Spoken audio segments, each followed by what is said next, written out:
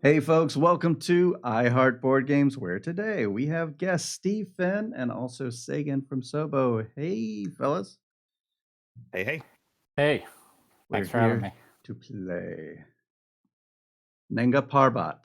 Am I saying that correctly? As far as I know, As I far as actually don't know. I Googled it.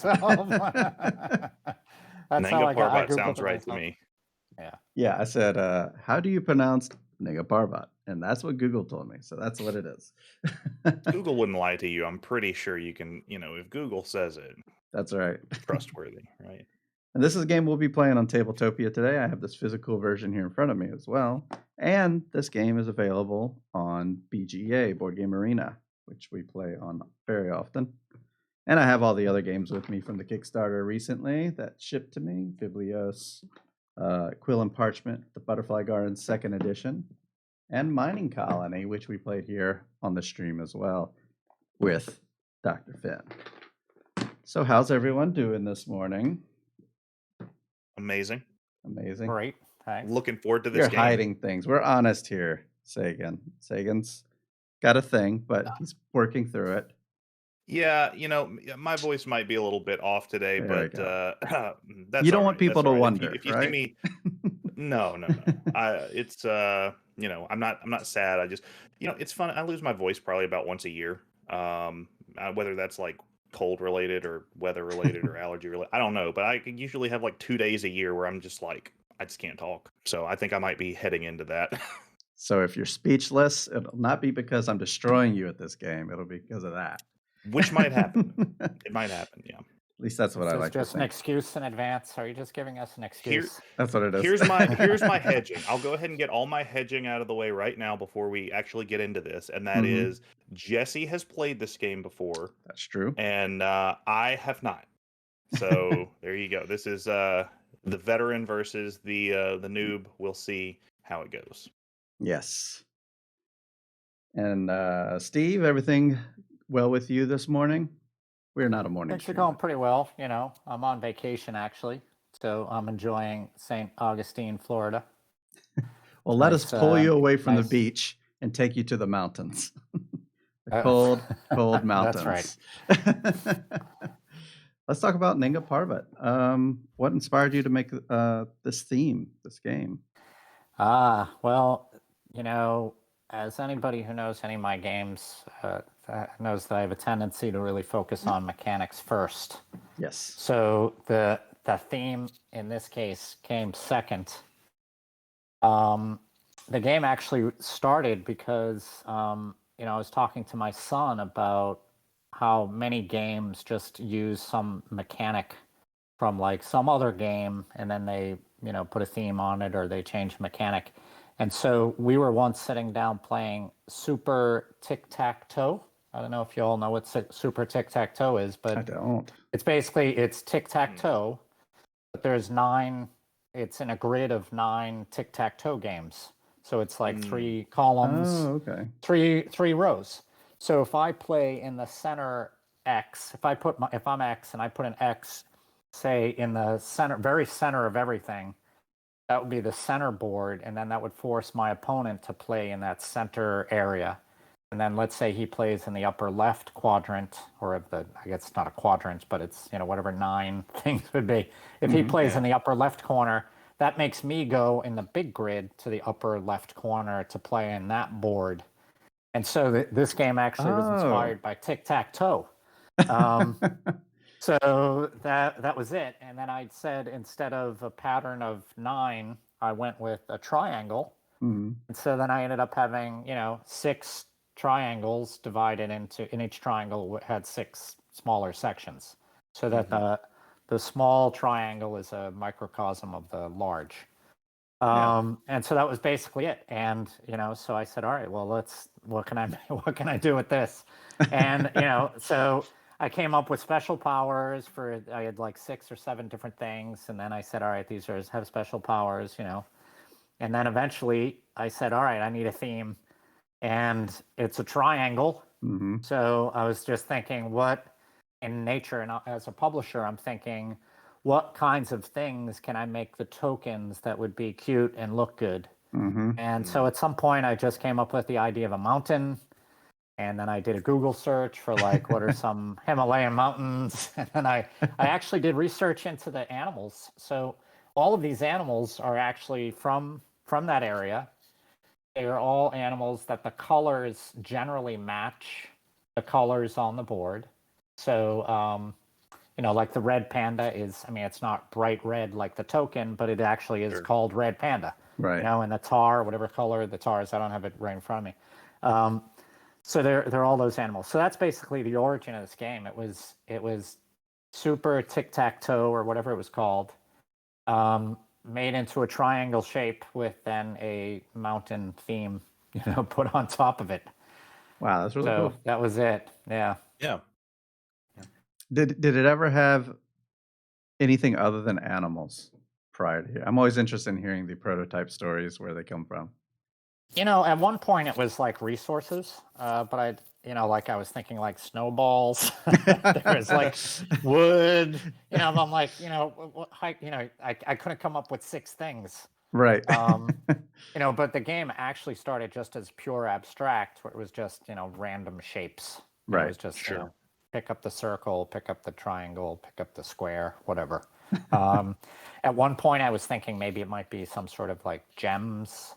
But again, I couldn't think of a triangular place shape that would have 6 different things and what they would be, So that's ended up what happened. Awesome. Well, I'm happy you went with the animals. Those are way nicer on the table. And let me just point out one small issue, and that is I'm not in the actual game as a spectator. Oh, you're not. So, I get it. I'm finally there now. The watch button finally appeared. Oh, okay. Okay. All right, good. So now, I should be in there in a second. So my version of the game also came with the little bear meeple, but we haven't played with that yet. And we're not playing with that today, but I just want a long way of saying, where can people get this game? A bear? No, like in the physical version comes with a little mini expansion thing. I know. I'm just sad we don't get to play with the bear. Yeah, no bear. Well, there actually is no official rules for the bear. I don't know if you're. I didn't read the card. For those people who are watching, so the pack in the Kickstarter version, there's a pack of 6 cards plus some rules, and the rule book that goes with the cards, that's all set. So there's that promo pack. But as a Kickstarter exclusive, I also did this thing where I said, I'm gonna have this token of a bear. And it's going to be kind of a participatory thing for my backers to create a rule for it. And so there's a thread on Board Game Geek about what can you do with this bear. Because my Kickstarter philosophy is, if I've tested something and I'm happy with it, I'm going to put it in the game. I might put it in as a Kickstarter promo, but I'm not going to hold off content for a stretch goal. I know it actually works psychologically for a lot of people, but to me, it's kind of disingenuous to have like, oh, look, here's a token. It could be a cool part of the game. I've already play tested it. I know it's going to work.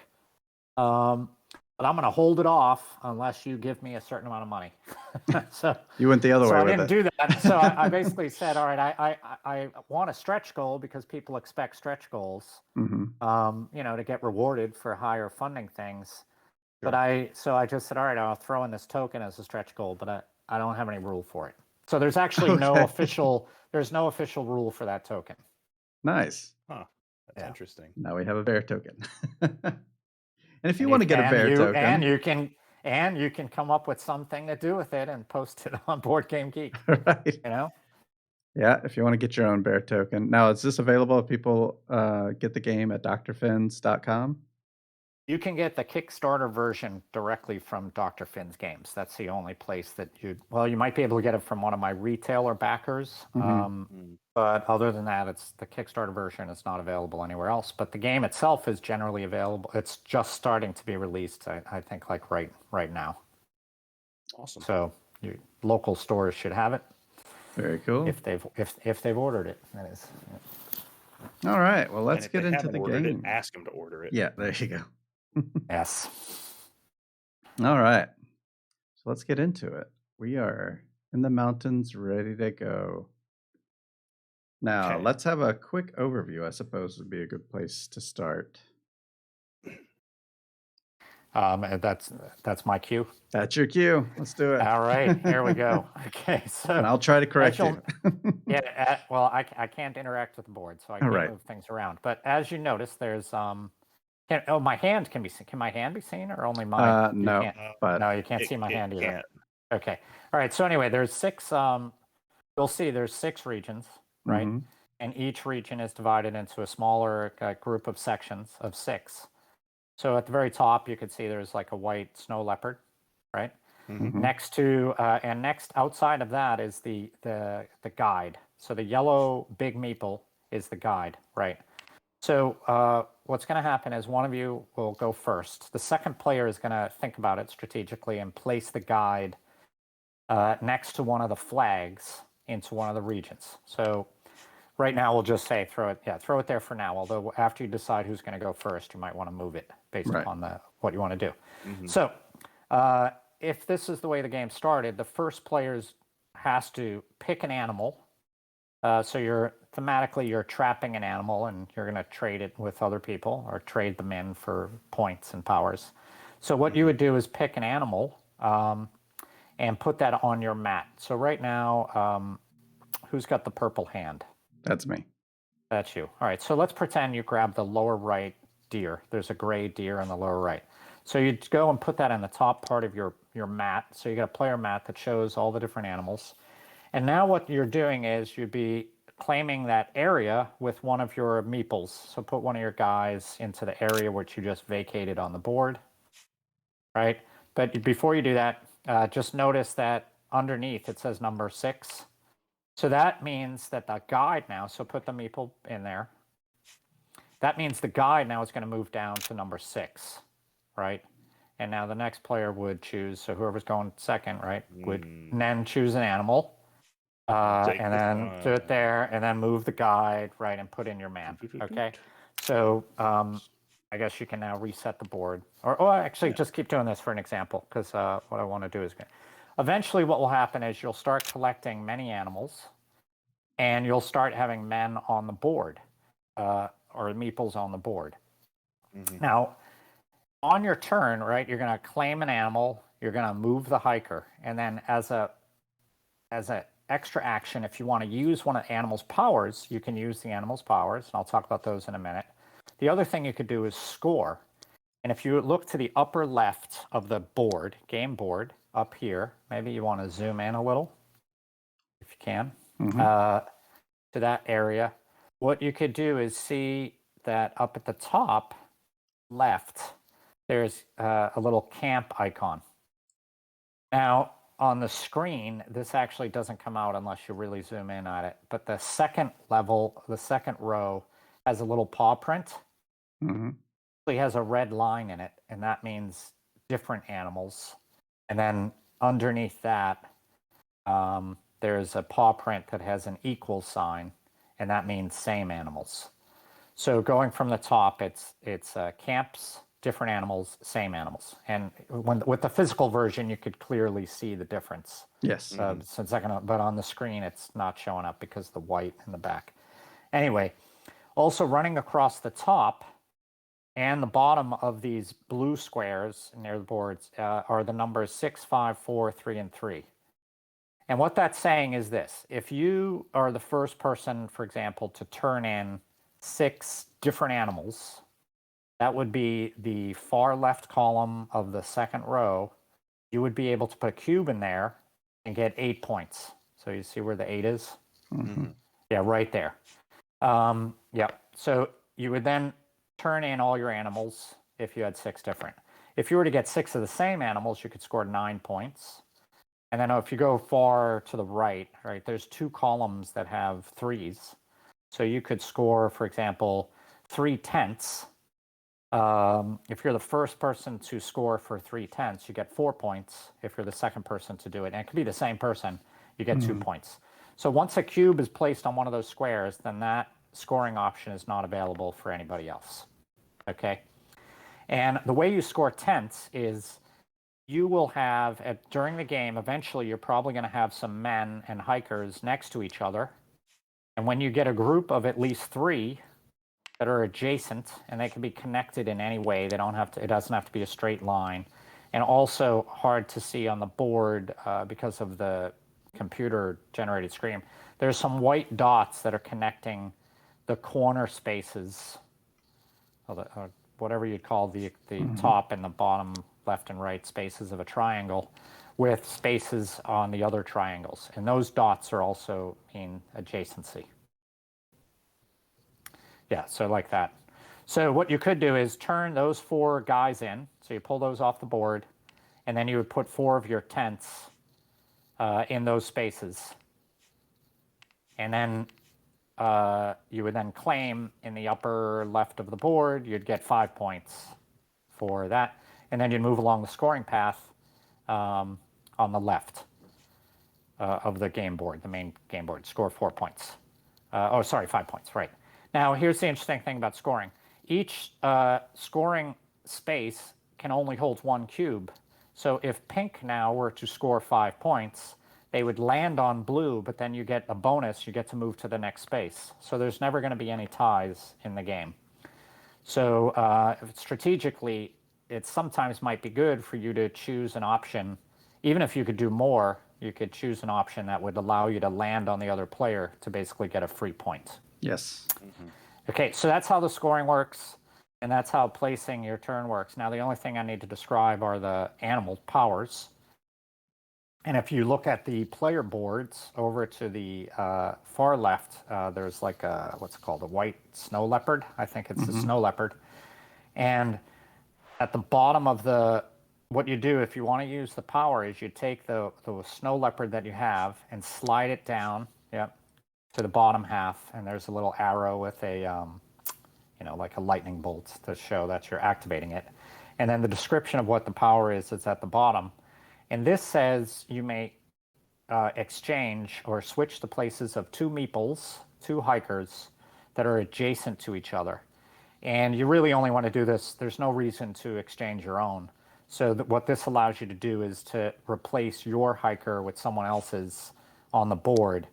Like someone might have a group of, say, 5, and you want to kind of break up their group. So you want to move your meeple into their group and kick theirs out. Or maybe you want to create a larger group.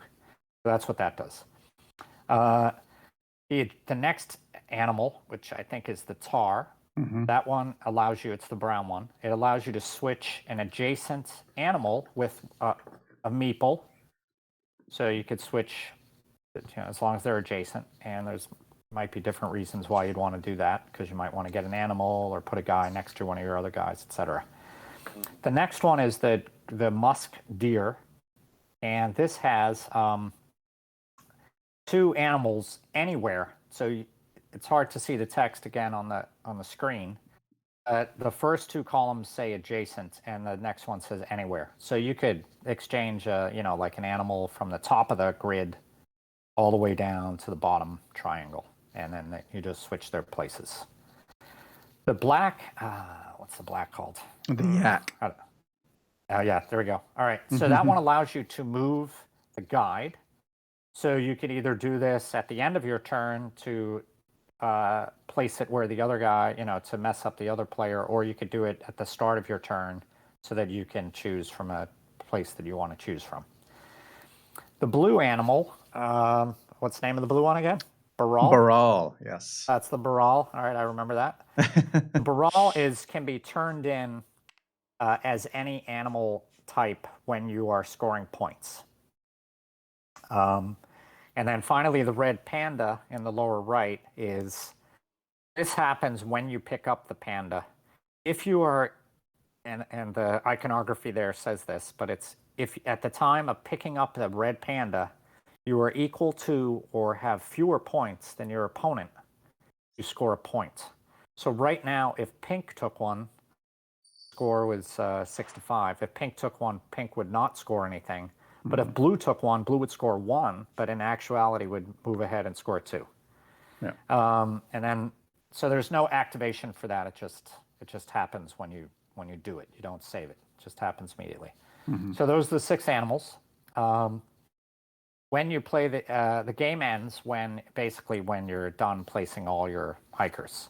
if for some reason both people place all of their scoring cubes before the end of the game, and there's also no reason to keep placing hikers because you've done all your scoring. Right.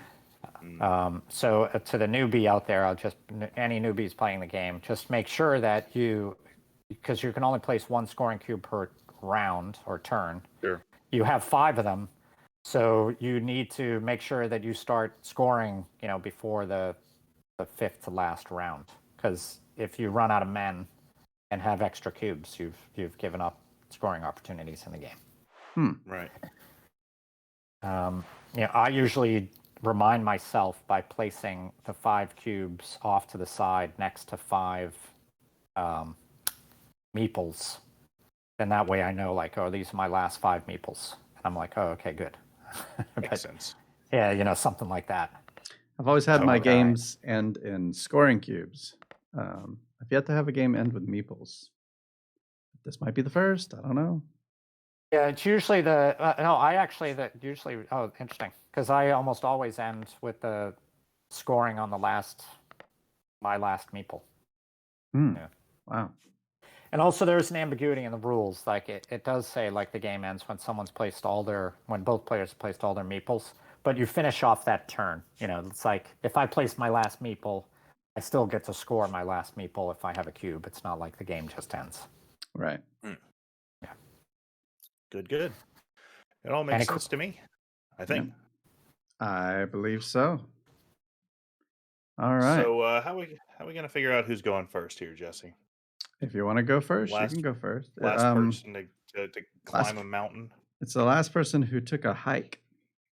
Last person who took a hike. On a treadmill count? It's been a while since I took a hike. But you know what? I'll claim it. Okay. A hiker. I climbed a mountain in December. Yeah, so if I'm first, that means you're placing the guide to start, and I'm picking the first animal. Is that correct? All right. So what is Jesse gonna start me at? We're gonna start you down on 6. Go for it. Down on number 6. Okay. Mm-hmm. I think that for me, probably the play is going to be for this yak. Right there. All right. That's what I want. So that'll move the guide. That's going to move the guide to number 2, if I'm not mistaken. That's number 2. And so, yeah. And since you have a yak, you could change that. But you don't need to. Right, but I don't want to. Yeah. I want to save that yak for when I need it. Sure. Then I'm going to pick up. Let's go and pick up the snow leopard. All right. Putting my meeple in its place, and we're moving it up to the top. Sending me to the top. Okay. Yeah. I personally think that, wild scoring opportunities can't really be passed up at this stage. Agreed. So we'll send that to 3 and go there. And I could be mean and use my yak right now, but because you don't have one, so I could kick you out of there, but I don't think I'm going to. I think I'm going to save it. I might need it. I think there's opportunities all over the board right now, so right. I wouldn't be mad at it. Not worth it this early to do that. All right. I'm going to go for the snow leopard right here. Okay. In the 5 spot. Moving you down to the 5 spot. To 5. I'll throw in a reminder that this is on BGA if you want to give it a go. Yeah. How did this end? Is it? Oh, go ahead. How did this end up on BGA, by the way, Steve? I guess right a long time ago, I sent an email to whoever runs it. I can't remember the name of the person, and basically said, I would love to get some of my games on the platform. And what they do is, I don't know now that it's been sold. I don't know what the process is now, but what they do is they send it out they send out a list of games to their volunteer developers. And then if some developer basically wants to do it, that programmer, does it. So someone said that they wanted to do it, and then they went ahead and programmed it, and that's it. So it's basically just whether or not a volunteer is willing to, write the program. Okay. I've always been curious about that. But they just, I don't know if you know that, but they just sold it to Asmodee. Yes. Yeah, so it's unclear what's happening. It seems I'm part of the alpha program over there, and it seems like they're still coming out with plenty of individually developed games. So, I mean, that hasn't really slowed down. Yeah, no, that's yeah. I mean, I'm hoping someone else wants to do more of my games. I think it's been a big benefit to get exposure. Going for a musk deer, I think. Should I? Yeah, let's go for the musk deer. All right. Sending me back to 1. Back to 1. Back to 1. So, for these wild animal turn-ins, these are the barals. Is that right? Did I say that right? Correct. So, can you use multiple wilds to represent 2 different classes in the same turn-in? Awesome. Yeah, you could turn in 4 of the same right now, or you could turn in 3 different. That's what I was hoping for. So I like the fact that we're there, and I think I am gonna actually take this yak and send you to 2. All right. And the other thing I'll just worth pointing out is if you activate them, you could still turn them in after activating. So you can trade them for points before or after you activate them. But if you do it before, then obviously you've kind of given up on the if you trade them in, you can't activate them at that point. Yeah, that's right. Yeah. Okay. So it encourages you to use the powers. Sure. Yeah, I'm not in a big rush here for the. It seems like Jesse's going for a variety over there, and I'm going for the all the same. So I'm not in a huge competition with Jesse about that at the moment. But I don't know. I might change what I'm doing. yeah, look, if you want to try to catch me on that particular category, be my guest. There you go. Over to you. But I'm gonna rush this down because I like the options that it gives me. And also, I'm gonna go ahead and spend one of these now because I have plenty. And I think I'm gonna put you probably on number 1. Alrighty.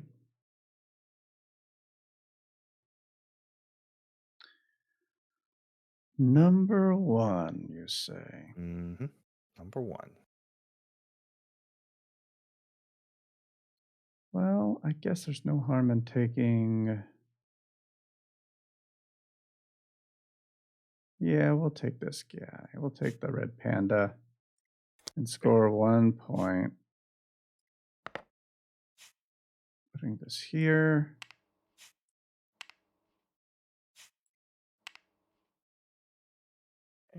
Yeah, I'm okay with that. All right, and that's sending me down to 4. Is that correct? Yes. 4. All right. So I can play one of these yaks before I make my move. Is that correct? That's correct. Now the question is, do I want to do that? Because obviously, I've got the yak, so I can move the guy. Jesse's got a lot of options to move around groups. So I don't know if I want to just play this here or if I want to try to make a bigger group right now. But I think I'm going to go ahead and I'm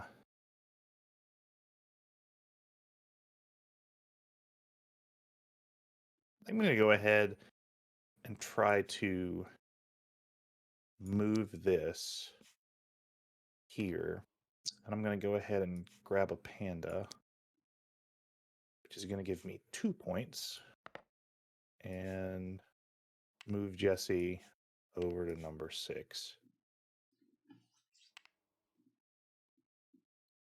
All right. Doing any turn-ins or just? Nope. Okay. Not yet. Not yet. All right. We're going to use the tar. I'm going to switch you up here. Don't want that group getting too big. Right.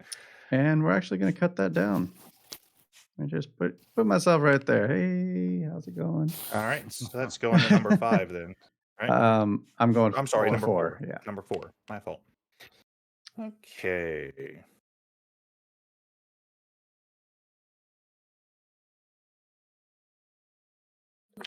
Break it up over here. I think that I'm gonna go ahead and gonna try my one fancy little red panda pass there, and then call it good. I will go ahead and spend a yak to move myself to number 5, and then I'm gonna grab this, which is gonna put you to 3. There's no limit on how many times I can use these, right? Oh, you could keep going. Yes, I'm about to turn them in, so I'm going to go ahead and use another one and put Jesse somewhere. Not 100% sure where. Let's send you up to... I think we should you know what? So you picked up... Oh, okay, I see. This automatically moved there. Yeah. I see what you're doing. Yeah, it automatically moved there, but I'm thinking about where I want to put you. And I think probably it would be... I think it's fine to just leave you there, honestly. I'll leave you on number 3. And I'm going to go ahead and turn in. So I'm losing one of these, but I'd rather keep my wild than my move. I don't know. You know what? I think I'll go ahead and turn in 6, and I'll use my wild. So that's 6 of these, and they're going off into the back into the mountains, I guess. Yep. And I'm putting a scoring cube on this 9 points here. Is that correct? That's correct. Awesome. So I'm going from 2 to 11, unless my math fails me. And hopefully I won't have to ever use a panda again to pass Jesse and get an extra point. Yep. Going big right off the bat. And in this game, is it a score keeping really, or is it just whoever's in front wins the game? Because I noticed it's a 25-point track. Which, well, you just keep going around. Yeah. Yeah. So it's whoever has the most points will be the person who's ahead. Okay. Yeah. So there can't be a tie. Yep. Because we're always jumping over each other. Yeah. All right. So I'm over here, this world. Let's go to... Well, I could use the wild here. Don't want to throw you down there. I'll put you in this whole new world over here. Go to the 4. And throw you down here. Okay. I think that's acceptable to me. Because what I'm going to do is grab this wild down here. And we're going to send you... Oops. Send you a little to 6. Large. Oh, oops. Send you to 6. And, yeah, that'll be good.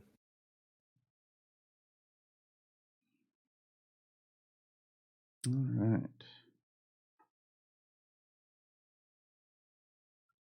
Guess we'll take the snow leopard here.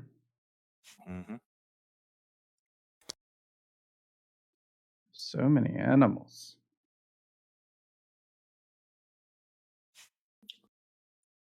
Put that there. Yeah, I'm thinking about using something. Since I have so many animals to use. Well, I really don't have huge incentives. I was thinking about just bringing all the red pandas over there to force you to take one, but that seems a little extreme. So we're just going to hold off. All right. Because I could do it. So I think that I'm about to do... I Sorry, think I'm about to make a legal move. Oh, I'm sorry. No, I was just wondering if you ever want any commentary about possible moves, or do I just let you play it out? I'm gonna let you play it out, right? I have ideas of moves to do for sure. Okay. All right. I see Yeah. opportunities. So Okay. tell me if this is a legal move here. All right, before my turn, I'm gonna use my yak to move the guide down to 6. I'm gonna Yes. take the only available thing, which is the snow leopard, Yes. and that's gonna put me here. I don't know what happens to the guide right now, and I kind of don't care because I should be able to move this to swap these two, Yes. and then turn in a group of 6. Yes. Nice. Perfect. So that is going to be this 6 group for 7 points, and then I'm going to put my tents out here in a second. So that brings me up to there. 11 plus 7 is 18. And then I'll, send my guys back home. Right. And now that you've done that, I'll just say that Jesse could have had 6 tents in his previous turn. Yeah. With some moving around. Moving all those things around, yeah. Considered that, but I didn't see his move that he was going to do it before me. Yeah. I That's okay. was just trying to go for the trickeration, you know. That's did my best. And yeah, so what happens to the guide? The guide was Jesse now can choose if the guide starts in a region that's full at the beginning of your turn, you can move it wherever you want. Okay, so free guide. Yep. Free guide. I think I'll come up here, finish this little area. Taking this, that gives you a free guide too. Well, so be it. Free guide. So for me, you just have a group of what, 8 now? Yeah, we're just gonna turn in the 5 though. Just go with the ones on that side. Seems yeah, make sure you take them off the yeah. Just throw these up here.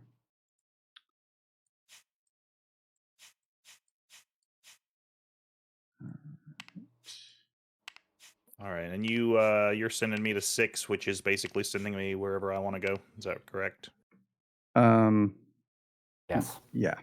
I'm just looking over my board. Okay. Well, I think. Yeah. All right. Wait, I need to get my points and stuff. Oh yeah. Don't forget that. That was so 6 points 6 there, which puts me up to 7. You stay away from me. You stay back. And stay back there. I think I'm going to start using some of these animals here just to deter you from doing some things. Use 2 musk deers. We're going to change what's going on up here. Okay. Just to just to take away the incentive a bit, and let's move some red pandas up there. Hello, red pandas. What happened to the other one I just had? He's hiding. He's using his camouflage, his snowy, snowy pelt. It worked. Okay. Are you done? I am, yeah. All right, let's go ahead, I think, and stay on 3 and go for another wild, and that's gonna leave you on 3. And I'm thinking, yeah. Thinking, yeah. Well, maybe. Maybe. It would be in my best interest to make it plain right now. Thanks for the follow, Super Math Pig. isn't failing me. The only way that you can claim the 6 spot for your animal variety is if you get that one yak that's left or the last wild that's left. And you might do it. Oh, I can't claim the 6 right now anyway. I can only claim the 5. Okay. Then, yeah, I'm good. I'm going to wait. Gonna wait. All right. Well, let's go to...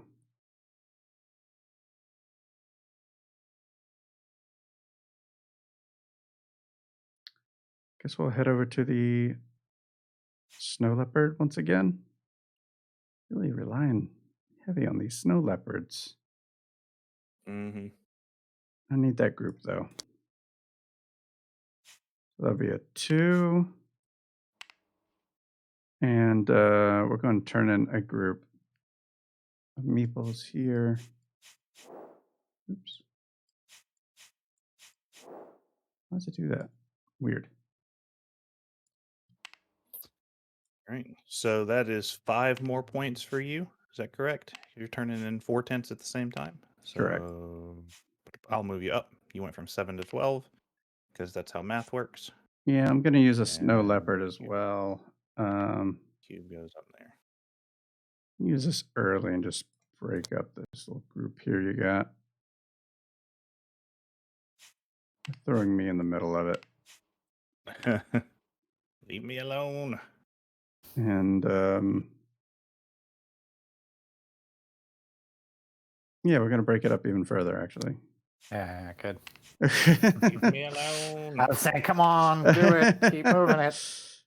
Yeah, keep moving them around. I got to use my peoples. And I've already placed a scoring cube, so I can't do any more of those. So yeah, I put your mess with your score track for you. Yeah. I think okay. That's it for now. So I think that for me, my play is going to have to be this deer, which is going to send you down to 5. And also, I'll go ahead and use it because I'm about to turn it in. And I think what I'm going to want to do is put this remaining yak. Actually, not the yak. I'm going to put the remaining... Oh, no. Yeah, I want the yak. I'm going to put the remaining yak up on where that panda was, down there. And then I'm going to go ahead and turn in a group of 6 different animals with those 6. Off into the mountains you go. And that'll give me another 8 points. So I'm on 18. That'll loop me around to 26, also known as 1. Oh, my. Kind of snuck in That's there. it. I took my time too much. Getting all 3 of the top things. Did we? Oh, yeah, no, that was right. Guides where it is. Well, there's no incentive. Yeah, I didn't leave you a lot of choices on this. Well, I know could have gotten that a while back with the musk deers. I just didn't do it. Right. right. I was focused on other things and let it slip by. But that's okay. I have other things I can do here. And I honestly wouldn't mind the yak to be in my possession. So I'm going to use a musk deer. I knew that you could have done it. I just wanted to make you work for it. Sure. I didn't want to give you the easy play on one of those. So yeah, we're going to take that yak. Don't talk back. And we're going to move this over here. We got to do a turn in. We're at the point where we're pretty much turning in every turn now. Don't use this yak before I throw it away. Yeah, I think so. Where am I going? I don't know. I kind of like where you are. I mean, when it comes to animals, I got a fresh start on basically anything. Yeah. I don't have anything on my board right now. That's true. Well, I don't want to move you up with your buddies. Oh, I know where I'll move you. Move you over here. Kind of locks you into one thing, and then I'm going to turn in 1, 2, 3. Let's see, that's 4. And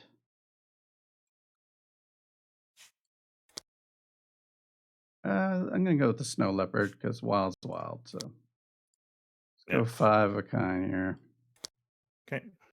Throw this cube over on the 5. Difference. Yep. So that gives you 7 for 19 total. 12 plus 7 is 19. All right. Obviously, I only have one thing I can do, so I will do the one thing that I can do, which is that. And it's going to let me move some animals if I want to, but I don't. So. All right. You can go. I'm going to take the snow leopard. I'm going to place the meeple here. And then I'm going to spin the snow leopard.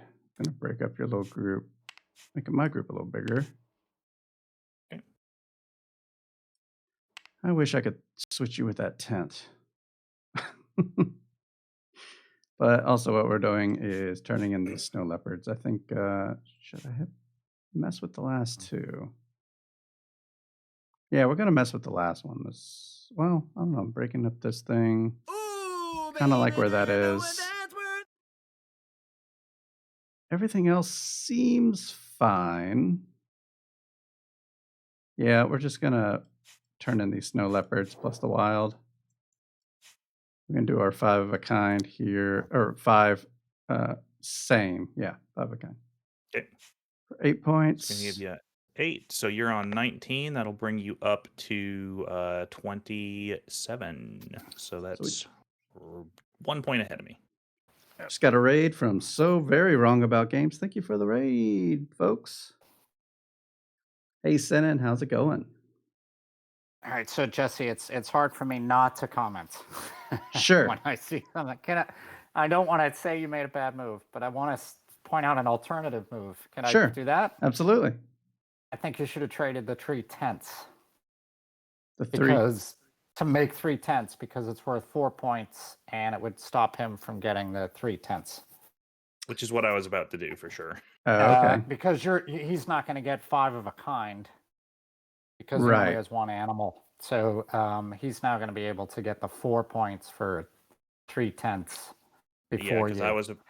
The other thing now, you've also made it so that because you're ahead of him by 1, if he took a red animal, he'd be able to get 2 for it. But anyway. Right. Yeah. Sorry. Yeah. Okay. I just I'm sitting here. I understand. Thinking, oh, come on. I want to tell you. Don't do that. I have a plan. Yeah, I was going to make that play. You still might, maybe you have another plan anyway, and you didn't want to score. You might be scoring the same animals. So that in hindsight, that's true because there's no way he was going to get that cube I was doing anyway. So there was no rush on my part. You were no rush for that. Yeah. And maybe it's better for you in the long run to score the 2 sets of animals anyway. But yeah, the one detail I forget in this game is that it doesn't end as soon as the cubes are gone. It just ends when both players have all their cubes played, right? Yeah. Yeah. It's not a race. Right.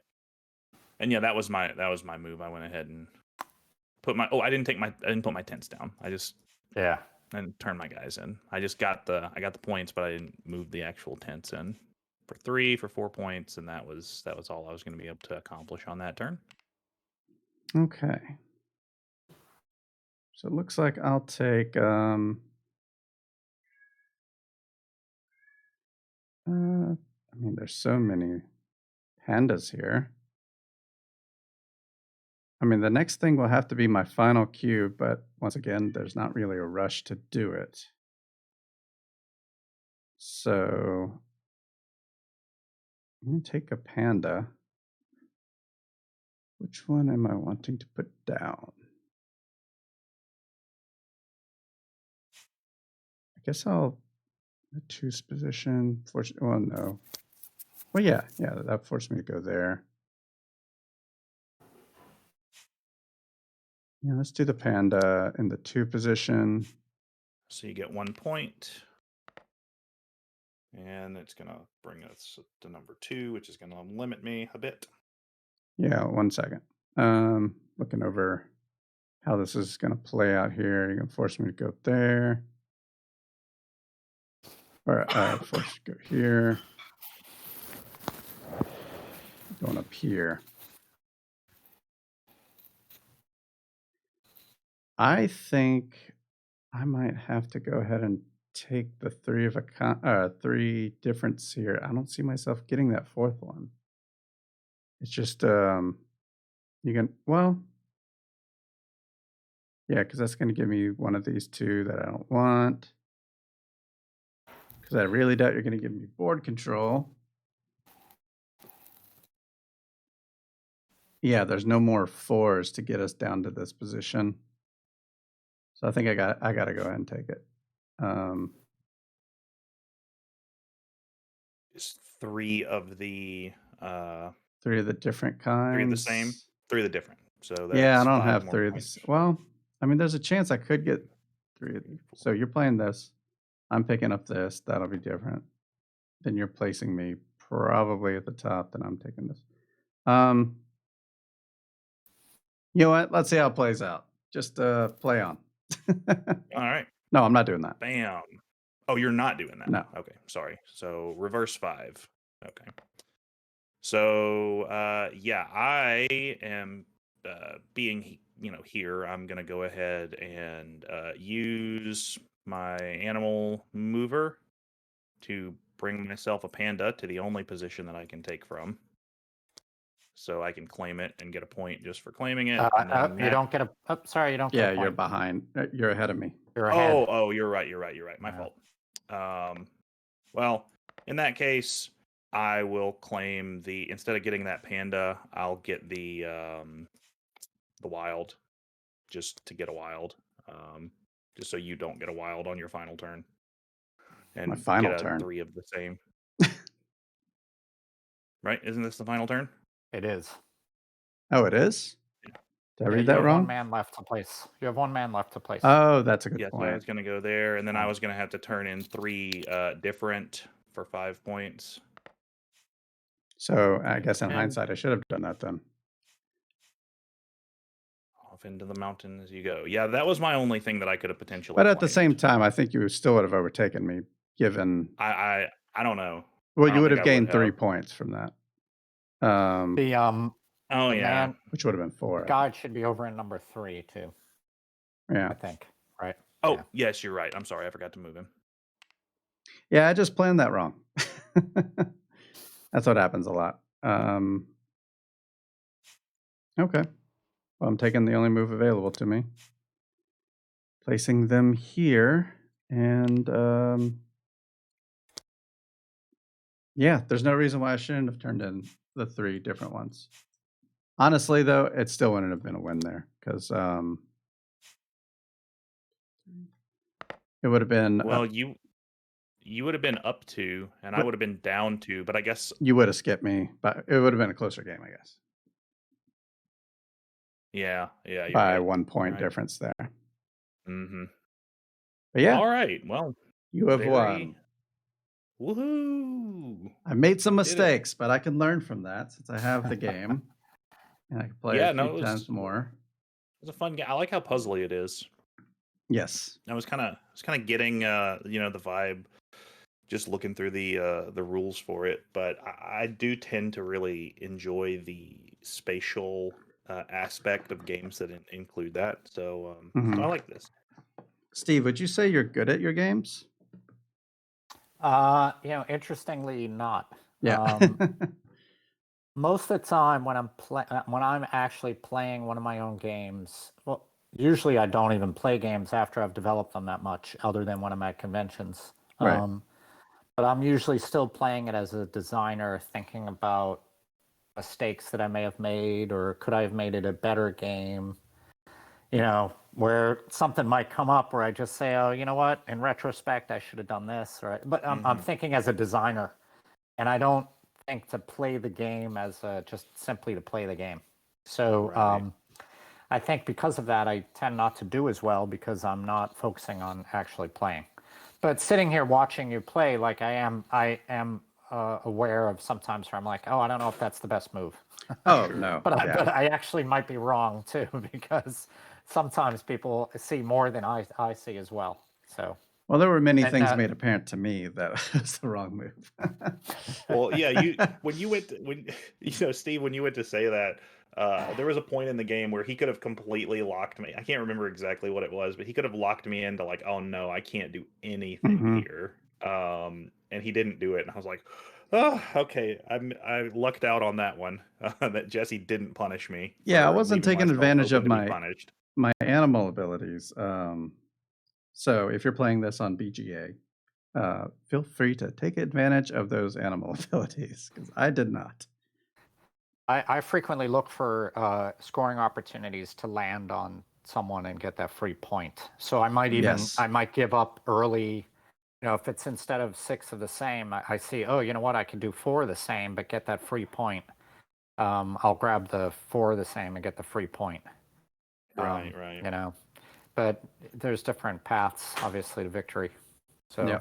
Yeah, I like the aspect of landing on someone and getting that extra point, because that really shaped the way that I was trying to play the game, because Jesse got the very first point by picking up a red panda. And I knew someone was eventually. Jumped on top of him. Yeah, I was like, okay, I'm immediately going to jump on top of him. And then when I was ahead, I was thinking, okay, I don't want to give up any more free points, so I have to go. I have to rush. And so that's kind of the way I was thinking about it, was that I just got to stay far enough away where he can't get a freebie on me. Yeah. Right, and if I'm down too by a few points, I'll grab a red panda whenever I can, because it's basically it's a free. It scores once right then, but then you get to trade it in again. You know, so it's kind of like a double point. Yeah, the scoring is really tight in the game. Yeah, definitely. I need to pay more attention to my my tents the next time. That's the other kind of. I was thinking about it, the resource mindset of like, okay, I got to get my animals, but there are more points to be had from the tents, because you kind of double dipping, like you said there. Like one move is getting you points from 2 different sources instead of the animals that you have to group in one or the other. Yeah. Well, yeah, I like it. Awesome. Where can they pick up this game? Nanga Parbat Kickstarter version can be picked up from drfinns.com. You spell out doctor, so it's DOCTORFINNS. But if you just do a Google search for Dr. Finn's games, you'll also get it that way.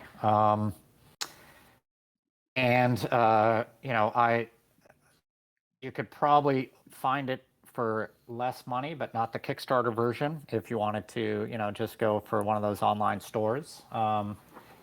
It also is very helpful for independent publishers like me for you to tell your local game store to order it. So financially, I make more when people buy it directly from me, but it actually helps my business expand when more stores are aware of the game, so that they'll start buying it and carrying it. So, and any method is a good method. And anytime anybody buys one of my games, I'm appreciative. Yeah. So, but it is available, and a search on Amazon or Cool Stuff or Miniature Market or anywhere, it's out there. So awesome. Yeah. And what's the Kickstarter version is only me. Yeah. Yeah, and this all just fulfilled. We have all of the stuff here, just showing it off for the camera. What's upcoming for you this year or next year? Well, what's upcoming on June 1st is a promo pack for the School of Sorcery. So I originally was going to ask you to play that game for this session. But because the cards, there's a lot of card text, and then I realized, online, you might not be able to play the game quickly because you have to be reading all the different cards and all that. You can't see the cards as clearly. Right. So, but that I'm making a promo pack for that, and I'm going to have a small Kickstarter, for like a week or 10 days. But then in probably late July or August, I will be having a Kickstarter for my 2022 line of games, and that has 4 totally new games. Well, one of them is going to be a remake of an earlier game called Gunrunners. But I'll have 4 new games. Very briefly, one of them is called Alpujarras, which is about medieval Spain farmers going around collecting various fruits. It might have some surface similarities to the game called Finca. It has a lot of fruit tokens, and there's areas, and it's kind of a generally the same regional thing, but it's mechanically different. The Feds, which is a remake of Gunrunners, and with all new art, some new mechanisms. Then I'm going to have a Little Flower Shop dice game. So if you know, I have a card drafting game called Little Flower Shop, and now I'm making a dice version of that. And then the last game is, let's see. Oh, The Fisheries of Gloucester, a 2-player. It's kind of a polynomial head-to-head race to catch fish off the coast of New England. All right. Yeah. So you're just all over the world with these international travel with your themes. I'm all over the place. I have to keep coming up with new ideas. So, and I'm trying to be, more inclusive too. So I try to pick artwork that, gives me an opportunity to do a wide variety of peoples and faces and all that. Right. Or as in this case, a wide variety of animals. Very cool. Yeah, and we've played School of Sorcery. That's available on our YouTube page. We played a prototype version, but it still looks about the same. Just it was some printouts and stuff. And that is also on Tabletopia. So all of my games from from this line are on Tabletopia. Except Butterfly Garden. I didn't do that because the cards just didn't come out. I'd have to really change the cards to make them work on the screen. I gotcha. But anyway, the other games are on Tabletopia. Yeah, the Butterfly Garden there. Yep. Yeah. Very cool. And I've yet to play this one. But I played 2 out of 4 of them. I'll get them to table, though. I'm very confident of that. Great. But yeah, thanks for joining us. Anything? Oh, Sagan, tell us about SOBO while we're here. Yeah, quick shout out. So Southern Board Game Festival is coming up. September 11th is what we're shooting for. And you can check us out at southerngamefest.com and the Facebook page, Southern Board Game Festival. Check us out on Twitter, Instagram. We post some updates there. And as the reminder, as I always do, Southern Board Game Festival is a complete non-profit fundraiser. 100% of the money that we take in from running the festival goes to New Hope Community Development, which is an organization here in Lafayette, Louisiana, that helps under-resourced children through things like summer camps, after-school programs, mentoring, things like that. It's a really, really great community development organization, and we believe in what they do. So that's how the whole Southern Board Game Fest got started, was to give back to them. So if you are in the, East Texas, Louisiana, Mississippi, Arkansas kind of region, check out Southern Board Game. Or if you want to come from a little bit farther afield, we would love to have you and share some grerit food with you. So. Yep, and we'll great be streaming from there. Great gaming. It'll be a good time. But yeah, looking forward to that. That'll be my first con back. Steve, do you have any cons in your future that you'll be at? I am. I'm hoping that PAX Unplugged occurs, because that's probably the likely one that would probably be my first one that I go to. I don't attend too many. But I am going to try to start doing more. The closer they are to New York, where I could drive from, the more likely it is that I can make it. Yeah. It's just, I'm still, my company is still very small, and the conventions are really big expenses, especially if I had to fly. And, getting all the games there, getting a booth and all that stuff it really adds up. But PAX Unplugged is quick. It's easy for me to get to, and it's I really like going there. So I'm hoping that's in person. If it is, I'll probably be there. Yep. Awesome. Yeah. Well, thanks for teaching us And this game. Oh, go ahead, yeah, Sagan. Steve, thank you. Oh, I was just gonna say, Steve, thanks so much for coming on, for making sure that we weren't being led astray. And thanks for designing and being with us, even taking time away from your vacation Yes, to spend a absolutely. little time showing us the game. So really appreciate that. Well, I appreciated being invited on. It was fun, and thanks for playing my games. Yeah. So Absolutely. if it's your first time here, your fifth time even, thanks for the follows. Appreciate follows, and we're here every 4 times a week at 7 p.m. Central Time. But for now, we're going to raid over to these are all new board game streamers that I'm seeing in the morning time. Going to raid over to someone playing Mintworks solo. So until next time, the box is closed. Bye, everybody.